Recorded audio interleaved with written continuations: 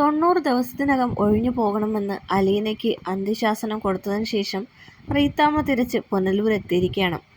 അവിടെ എത്തുമ്പോഴേക്കും കാര്യങ്ങൾ അറിയാനായി എല്ലാവരും കാത്തിരിക്കുകയായിരുന്നു. പ്രത്യേകിച്ചും സ്റ്റാൻലിയുടെ ഭാര്യയോട് കാര്യങ്ങൾ പറയുന്ന റീത്താമ്മ പൊടിപ്പും തൊങ്ങലും വെച്ചാണ് കാര്യങ്ങൾ അവതരിപ്പിക്കുന്നത്. അലീന വലിയ അഹങ്കാരിയാണെന്നും ഇങ്ങനെ പോയാൽ സ്റ്റാൻലിയുടെ എല്ലാ സ്വത്തുക്കളും അവൾ അടിച്ചുകൊണ്ട് പോകുമെന്നും അവൾ സ്റ്റാൻലിയുടെ മകളൊന്നും അല്ല എന്തൊക്കെയോ പറഞ്ഞ് കൈവശം കൊടുത്ത് മയക്കിയിരിക്കുകയാണെന്നുമെല്ലാം റീത്താമ്മ പറയുകയാണ്. ഇതൊക്കെ കേൾക്കുമ്പോൾ ടെൽസ പറയുന്നുണ്ട്, അങ്ങനെയൊന്നും അല്ല, അതെൻ്റെ ചേച്ചിയാ, എൻ്റെ പപ്പയുടെ മോള എന്നൊക്കെ പറയുന്നുണ്ടെങ്കിലും അത് അവിടെ പലർക്കും ഇഷ്ടപ്പെടുന്നില്ല. നീ അകത്ത് കയറി പോകൊച്ചേ എന്ന് പറയുകയാണ്. ഈ സമയത്താണ് ടാനി അങ്ങോട്ടേക്ക് വരുന്നത്. ടാനിയോട് റീത്താമ്മ പറയുന്നുണ്ട്, നീ അറിഞ്ഞില്ലേ പുതിയ വിശേഷങ്ങൾ എന്ന് ചോദിക്കുമ്പോൾ എന്താ ആൻറ്റി എന്ന് ചോദിക്കുകയാണ് ടാനിയ.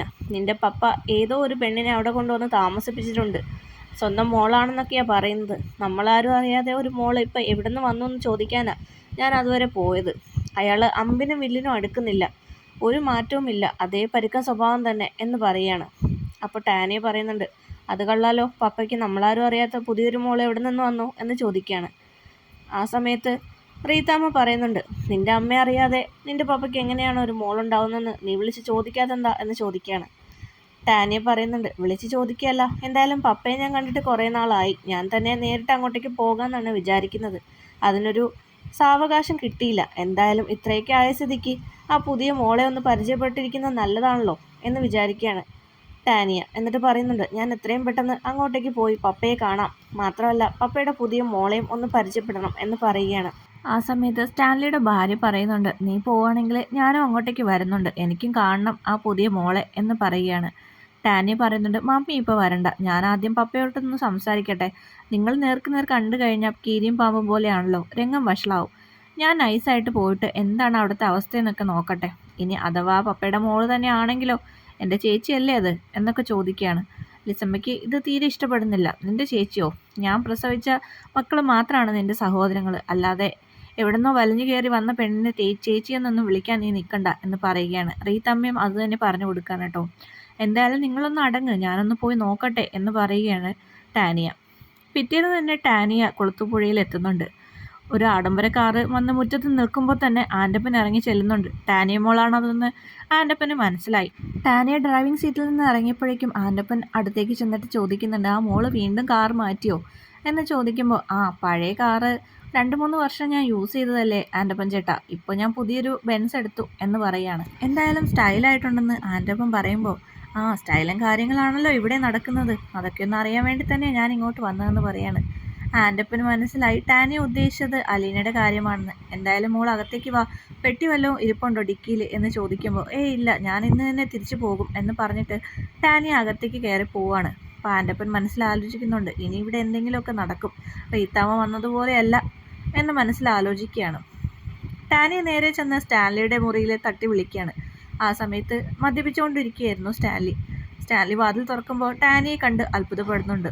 നീ എന്താ ഒരു മുന്നറിയിപ്പില്ലാതെ വരുന്ന കാര്യം വിളിച്ച് പറഞ്ഞിട്ടുണ്ടായിരുന്നില്ലല്ലോ എന്ന് ചോദിക്കുകയാണ്. അതെന്താ പപ്പ, എനിക്കിങ്ങോട്ട് വരണമെങ്കിൽ നേരത്തെ മുൻകൂട്ടി വിളിച്ചറിയിച്ച് പെർമിഷനൊക്കെ എടുക്കണോ? ഇപ്പോൾ പുതിയ റൂളും ചട്ടമൊക്കെ ആയോ എന്ന് ചോദിക്കുകയാണ്. സ്റ്റാൻലി പറയുന്നുണ്ട്, അല്ല, ഇത്രയും നാളൊരു ഫോൺ കോൾ പോലും ഇല്ലാതെ പെട്ടെന്ന് ഒരു ദിവസം പ്രത്യക്ഷപ്പെട്ടതുകൊണ്ട് ചോദിച്ചതാ. നീ ബാംഗ്ലൂരിൽ നിന്ന് എപ്പോഴാണ് എത്തിയത് എന്ന് ചോദിക്കുമ്പോൾ ടാനിയ പറയുന്നുണ്ട്, ഞാൻ വന്നിട്ട് 2-3 മാസമായി. ഇനി എന്തെങ്കിലും പുതിയ ബിസിനസ് സ്റ്റാർട്ട് ചെയ്യണമെന്നാണ് എൻ്റെ ആഗ്രഹം എന്ന് പറയുകയാണ്.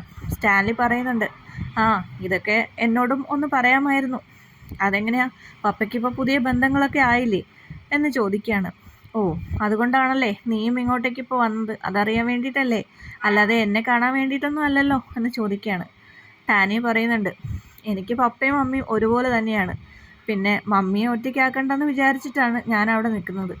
ഞാൻ ഇവിടെ വന്ന് നിൽക്കുന്നത് പപ്പയ്ക്ക് ഇഷ്ടമാണെങ്കിൽ ഞാൻ ഇവിടെ വന്ന് നിൽക്കാം എന്ന് പറയുമ്പോൾ സ്റ്റാൻലി പറയുന്നുണ്ട്, മോളുടെ ഇഷ്ടം എന്താണെന്ന് വെച്ചാൽ അങ്ങനെ ചെയ്തോളൂ. ഇത്രയും വർഷങ്ങൾ ഒറ്റയ്ക്ക് ജീവിച്ച എനിക്ക് ഇനിയൊരു പുതിയ കൂട്ട് വേണമെന്നൊന്നും ഇല്ല എന്ന് പറയുമ്പോൾ ടാനി പറയുന്നുണ്ട്, അങ്ങനെയാണെങ്കിൽ പപ്പ എന്തിനാ ഇവിടെ പുതിയൊരാളെ കൊണ്ടൊന്ന് താമസിപ്പിച്ചിരിക്കുന്നതെന്ന് ചോദിക്കുകയാണ്. അത് കേട്ടിട്ട് സ്റ്റാൻലി അവളുടെ മുഖത്തേക്കൊന്ന് നോക്കുന്നുണ്ട്. എന്നിട്ട് പറയുന്നുണ്ട്, അത് പുതിയൊരാളൊന്നുമല്ല, നിങ്ങൾക്ക് മുമ്പ് എനിക്ക് ജനിച്ച എൻ്റെ സ്വന്തം മകളാണ് അവൾ എന്ന് പറയുമ്പോൾ ടാനിയ പറയുന്നുണ്ട്, എൻ്റെ പപ്പയ്ക്ക് എൻ്റെ മമ്മിയിൽ ഞാനല്ലാതെ അതിനു മുമ്പ് ഒരു മകളൊന്നും ജനിച്ചിട്ടില്ല, അപ്പോൾ പിന്നെ ഇത് ഏത് മകൾ എന്ന് ചോദിക്കുകയാണ്. അപ്പോൾ സ്റ്റാൻലി പറയുന്നുണ്ട്, നിന്റെ റീത്താമ്മ വന്നിട്ട് ഒന്നും പറഞ്ഞില്ലേ എന്ന് ചോദിക്കുമ്പോൾ ടാനി പറയുന്നുണ്ട്, റീത്താമ്മ പറഞ്ഞതൊക്കെ അവിടെ നിൽക്കട്ടെ, എൻ്റെ പപ്പയുടെ വായിൽ നിന്ന് എനിക്ക് സത്യം അറിയണമെന്ന് തോന്നിയതുകൊണ്ടാണല്ലോ ഞാൻ ഇങ്ങോട്ടേക്ക് നേരിട്ട് വന്നത്. അപ്പോൾ പപ്പ തന്നെ പറ, ഇതേത് മോള് എന്ന് ചോദിക്കുകയാണ്. സ്റ്റാൻലി പറയുന്നുണ്ട്, വിവാഹത്തിന് മുമ്പ് എനിക്കൊരു അഫെയർ ഉണ്ടായിരുന്നു, അതിലുണ്ടായ കുട്ടിയാണ്. പക്ഷെ ഇങ്ങനൊരു മകൾ ജീവിച്ചിരിപ്പുണ്ടെന്ന് എനിക്കറിയില്ലായിരുന്നു. അങ്ങനെയാണെങ്കിൽ ഒരിക്കലും ഞാൻ മറ്റൊരു കല്യാണം കഴിക്കില്ലായിരുന്നു. എന്തായാലും 23 വർഷങ്ങൾക്ക് ശേഷമാണ് ഇങ്ങനൊരു മകളുണ്ടെന്ന് എനിക്ക് അറിയുന്നത്. മാത്രമല്ല അവൾക്ക് ഒരു ആശ്രയവുമില്ലാതെ കഷ്ടപ്പെടുകയായിരുന്നു.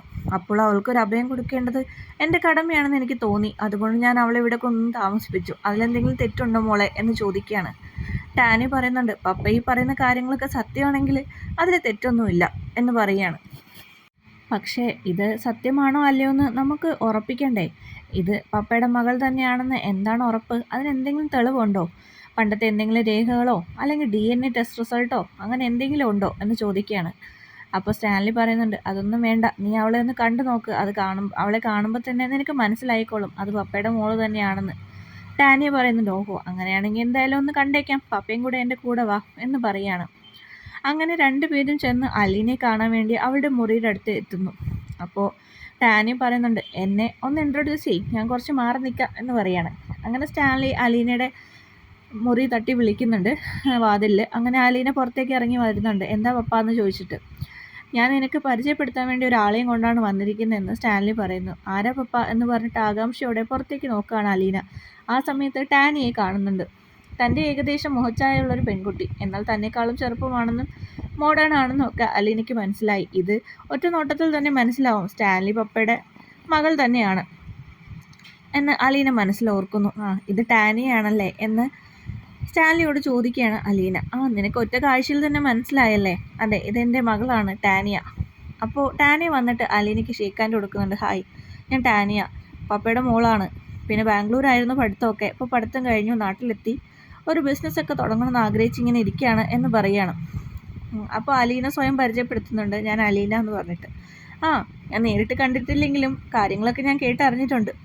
പപ്പ പറഞ്ഞ ശരിയാ, ഇത് കാണുമ്പോൾ പപ്പയുടെ മോളല്ലെന്ന് ആരും പറയില്ല, നമ്മുടെ വല്യമ്മച്ചിയുടെ അതേ ഒരു ഫേസ് കട്ടൊക്കെ ഉണ്ട് എന്ന് പറയാണ്.